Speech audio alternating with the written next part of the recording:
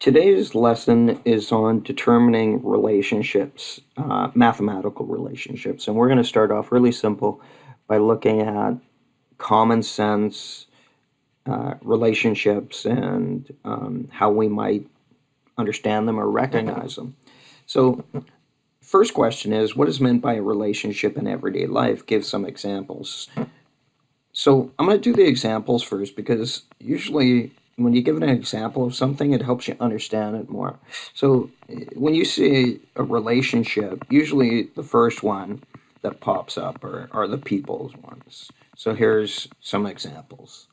But again, if we think about some other things around us in the world, what about the relationship between fossil fuel and global warming?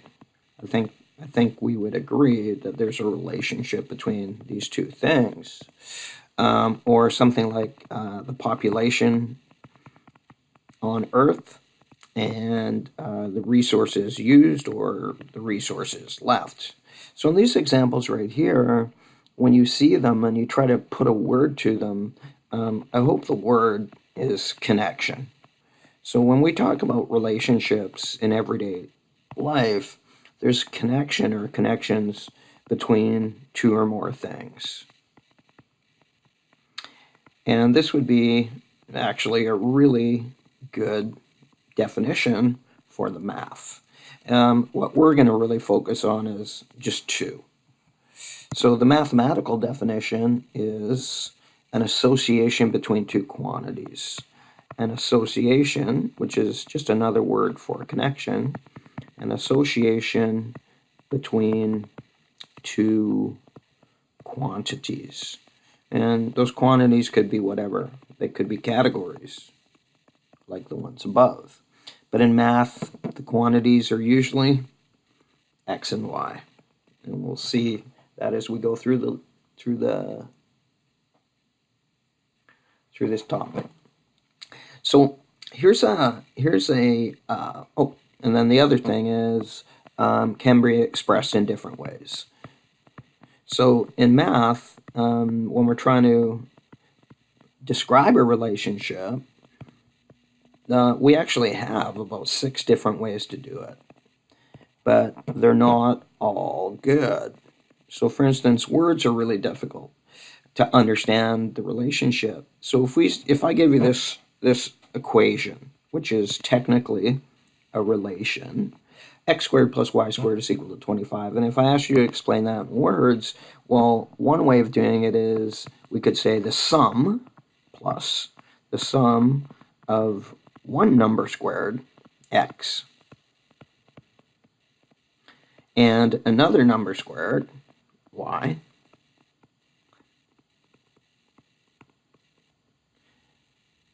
is 25. So is the English word for equals.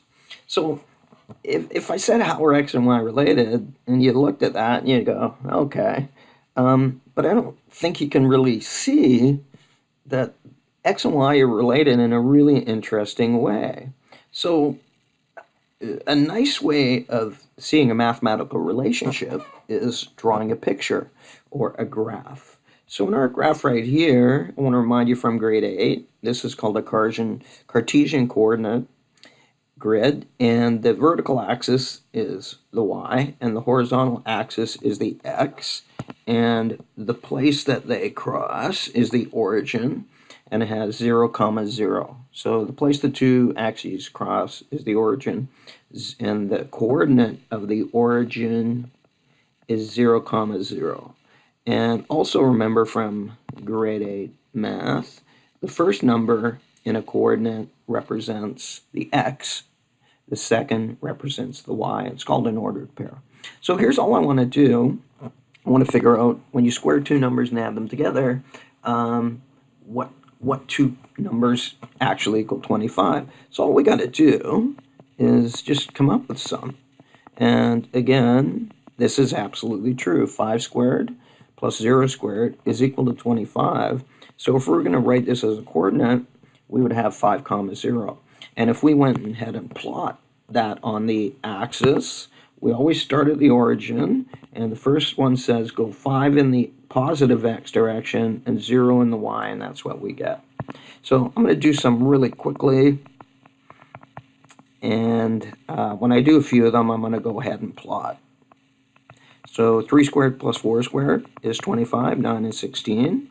4 squared and 3 squared, that's a different combination. That's 16 plus 9. That's also equal to 25. And I'll just throw in a couple of weird ones, like negative 5 in brackets squared plus 0 squared. That's equal to negative, or that's equal to 25, sorry. Negative 5 times negative 5 is positive 25. And I'll just do one more. Okay, so I've written down 6 of them, and in fact, there are 6 other ones. So we're going to represent these numbers on as an x and a y, and we're going to plot them on the grid. So 0, 5 is right there. 3, 4 is right there. 4, 3 is right there. Negative 5, 0 is right there. And negative 4, negative 3 is right there. And I'm going to plot the other 6. And if you want to see that these work, simply figure out the coordinates of the dots that I'm giving and plug them in and make sure they do equal 25. So if I asked you in the picture here, what do you see? Like, how are those dots related? I really hope you would say, hey, those make up a circle. So instead of our verbal description, the sum of one number squared plus the other number squared is equal to 25, in this relation right here, if I asked you how are x and y related, well, you can simply say they represent points on the circumference of a circle. And if you wanted to get more exact, you could say, well, the circle is centered at the origin and it has a radius of 5. But that's a circle, and a picture is really easy to see. Okay, so let's look at another couple of real-life relationships, and we'll do the mathematical stuff. Go on to the mathematical stuff next day. So again, I'd like you to pause the video and to match each one of the 4 graphs on the right with the story on the left. Okay, so in the height of a bungee jump, I'm going to say that that is graph D. And again, if you look at graph D, what happens is, so if I scroll to graph D, this is going to be height, and this is going to be time, and it's going to be time in seconds. A bungee jump usually doesn't take that long. And again, here's what this represents. You start off with a bungee jump at the highest place, you jump off, you go down, and then the elasticity in the cord bounces you back up, and you just keep on going up and down and up and down until finally it stops, and you end up hanging that far above the ground. So notice you're not hitting the ground. Here's ground level right here. If you're on a bungee jump and you hit the ground, that's not a good thing. So again, I'll let you fill in the ideas that I just said right there, but the height of the bungee jump would be graph D. Okay, well, which one of these graphs did you represent as the vertical growth of a tree? Well, I would represent it as A. And again, this would be the height in meters, probably. You know, a tree's pretty tall. And this would be time in years. Trees live a long time, and it takes them a long time to grow. And again, down here, the tree is very, very, very small. And as it gets older, it gets big. So again, this would be what I hope you would have said for graph A. Okay, so these last two, the temperature of a cup of coffee as it sits on a cup of hot chocolate as it sits on a table. So I hope you said B. And again, in labeling this, this would be temperature in degrees Celsius, and this would be time probably in minutes. And at time 0 now, when you first place the cup on the coffee table, it's the warmest it's going to be.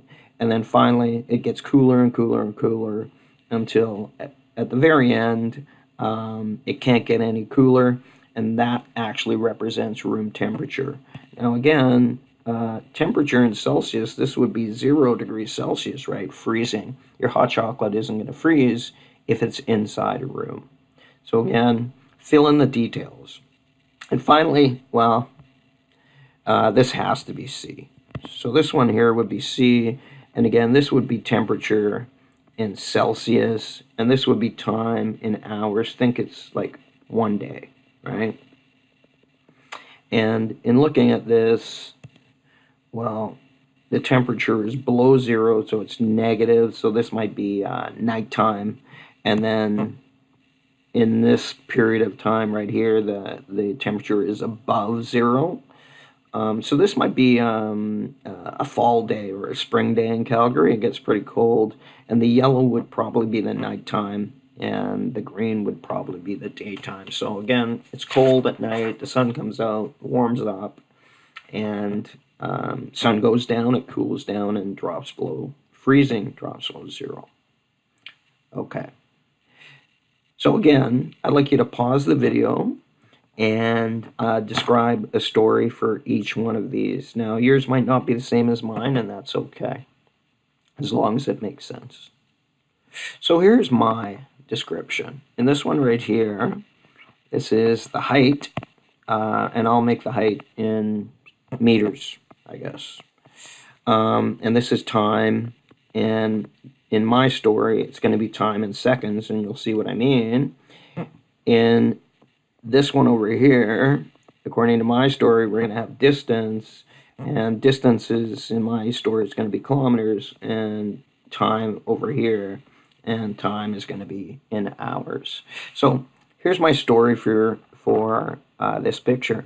The height of your bum above the ground as you go down a slide. So the height of your bum above the ground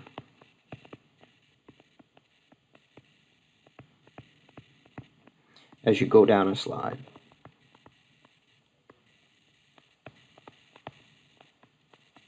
And again, you start off, you're at the top of the slide, and then you slide down, and then you get to the bottom of the slide, but again, you're not on the ground. Your feet go off, you land, and then you walk away. So as long as your story makes sense. And this one over here, this is going to be the distance away from home. So in my story, you're away from home, the distance away from home. So you're at your friend's house, for instance, right here, and you start going home. And finally, at this point right here, you are 0 kilometers away from home. The last one is when you're at home. And finally, in the middle here, maybe you aren't getting further away. Your distance away from home is staying the same. Maybe you had a little bit of rest. And again, finally, we're gonna come back and look at this story in the next unit. But again, I just want you to sketch the graph of the height of the water in a bathtub from the moment you start to fill it up until all of the water gets let out. And again, label the axis. So this would be the height of water, and centimeters. Again, your bath's not going to be that big. So I'm just going to make up some numbers that make a little sense, 0 to 60 centimeters. And the horizontal axis is the time. And again, I'm going to say minutes, and we'll go from, say, 0 to 30. So at time 0, there's no water in the bathtub, and at time 30, the water is all drained out of the bathtub. And this might be, again, not your experience that you drew, but just something kind of like this, right? The water's filling up, I turn the tap on, I get into the bathtub, and then I'm in the bathtub for a little bit, then I drop out of the bathtub, and then finally unplug the water, and all the water drains out. So as long as your picture kind of looks like this, That's a good picture of your bathtub experience.